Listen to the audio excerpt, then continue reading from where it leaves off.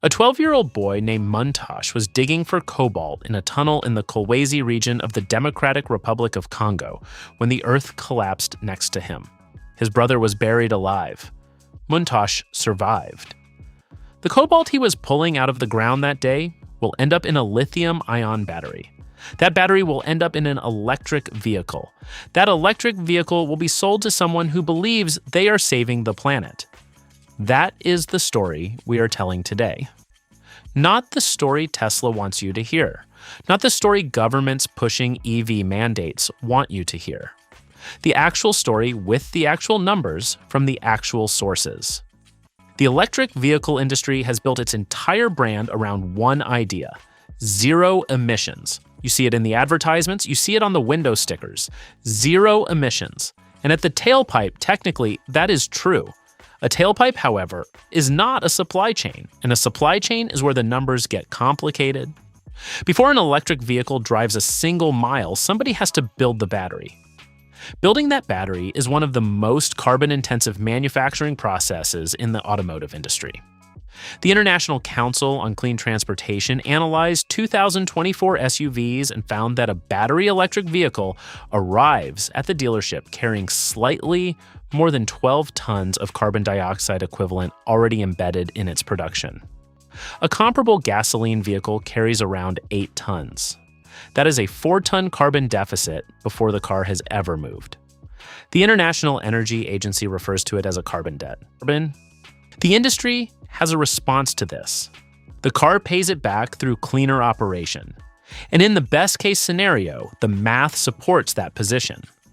Argonne National Laboratory modeled a Tesla Model 3 against a Toyota Corolla and found the break-even point, where the electric vehicle finally cancels out its manufacturing footprint at around 13,500 miles on the average American energy mix. The International Council on Clean Transportation puts that range between 25,000 and 41,000 miles, which translates to roughly 1 to 2 years of typical American driving. After that threshold, an electric vehicle on a reasonably clean grid does produce fewer lifetime emissions than a gasoline car. The IEA's global EV outlook for 2024 puts total lifetime emissions for a medium-sized gasoline vehicle at 38 tons of carbon dioxide equivalent. The equivalent battery electric vehicle produces 15 tons. That is a substantial difference. The critical variable in that calculation is the electricity source, and that variable is not consistent across the country or across the world. The same Argonne National Laboratory model that found a 13,500-mile break, even on the average US grid, produces a very different result when one variable changes. Charge that same Tesla Model 3 entirely on coal-fired electricity, and the break-even point extends to 78,700 miles. Environment and Energy Leader reported in April 2025 that an electric vehicle charged exclusively on coal-fired power can produce up to 50% more carbon dioxide than a gasoline vehicle. That is not a marginal variance. That is the direct opposite of the product's central environmental claim. This is not a theoretical scenario. In India, where coal remains the dominant source of power generation, the International Energy Agency calculated that a battery electric car saves less than 10 tons of carbon dioxide equivalent over its entire lifetime compared to a gasoline car, a fraction of the savings seen in the United States or Europe.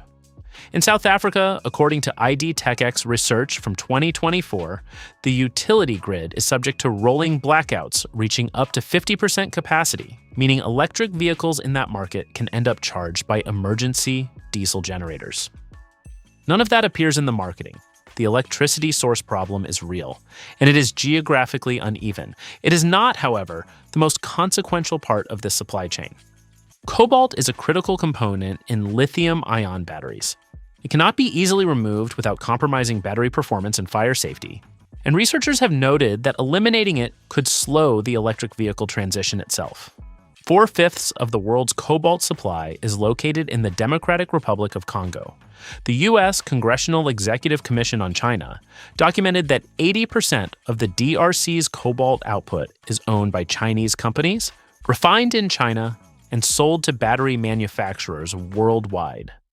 In 2024, the International Labor Organization formally identified more than 6,200 children working in mines in just two provinces of the DRC, Haut-Katanga and Lualaba. Those are the formally documented cases. Save the Children reported in June 2024 that tens of thousands of children work at mine sites daily.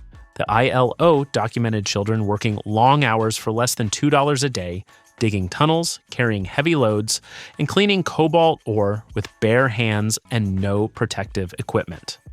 A study published in the International Economic Review in 2024 found that children exposed to cobalt mining show slower cognitive and physical development compared to children living outside mining communities.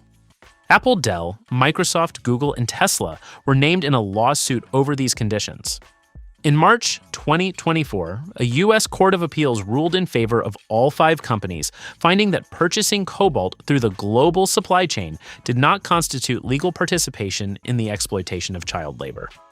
The circuit judge determined that the companies had nothing more than a buyer-seller relationship with their suppliers and therefore bore no legal liability. Lithium. The other primary ingredient in EV batteries presents a separate set of problems.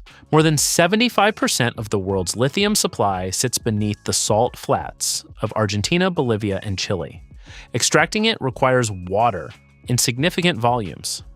The Harvard International Review reported that lithium extraction in Chile's Salar de Atacama has consumed 65% of the region's water supply. In one of the driest environments on Earth, where indigenous farming communities depend on that same water for crops and livestock. The extraction process involves drilling into salt flats, pumping brine to the surface, and spreading it across evaporation ponds for 12 to 18 months until lithium carbonate can be collected. In April 2022, Chile's State Defense Council filed suit against BHP, Antofagasta, and Albemarle, alleging that their operations had caused what the first environmental court described as serious, permanent, and irreparable deterioration of the Monterrey Negrilar Tilopozo aquifer. Albemarle was separately sanctioned by Chile's Environmental Enforcement Agency in 2022 for breaching brine extraction limits. In 2024, that same agency imposed emergency measures on SQM, another major lithium producer, following environmental incidents involving protected species. When an EV battery reaches the end of its usable life, a separate problem begins. Lithium-ion batteries cannot legally be disposed of in standard landfills. In practice, the Institute for Energy Research found that only around 5% of the world's lithium batteries are properly recycled, compared to 99% of conventional lead-acid car batteries in the United States. The proceedings of the National Academy of Sciences reported in January 2024 that EV batteries left in landfills can leach toxic metals into soil and groundwater. They also pose a significant fire risk.